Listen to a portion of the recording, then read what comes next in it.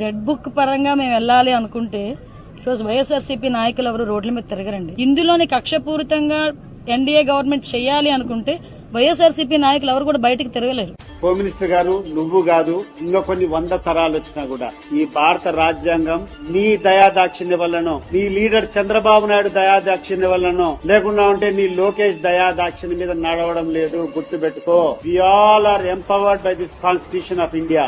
మాకున్నటువంటి హక్కులను నువ్వు కాలరాస్తానంటే చేతులు కట్టేసుకుని కూర్చుంటామని అనుకోవద్దు. ఒకటి గుర్తు పెట్టుకో, ఈ రోజు పోలీసులు కొంతమంది నిన్ను సహకరిస్తున్నారని చెప్పి నువ్వేమన్నా విర్రవీగుతున్నావేమో, రేపు నువ్వు చేసేటువంటి ప్రతి ఒక్క కార్యక్రమానికి 10 ఎక్కువ చేయాల్సినటువంటి పరిస్థితులు వస్తాయి. అవి మంచిది కాదు, మీకు మంచిది కాదు, మాకు మంచిది కాదు. నీ రెడ్ బుక్ కాదు, ఇంకోటి కాదు.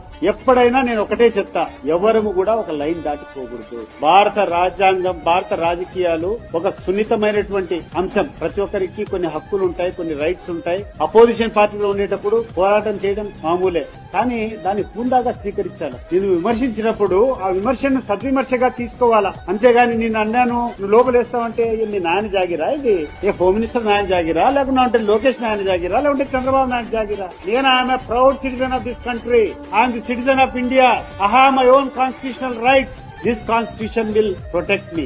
ఈ రాజ్యాంగం ఉండేది, ఇక్కడ గవర్నమెంట్ అధికారులు ఉండేది, ఇక్కడ పోలీసులు ఉండేది సామాన్యమైనటువంటి పౌరులను రక్షించడానికి.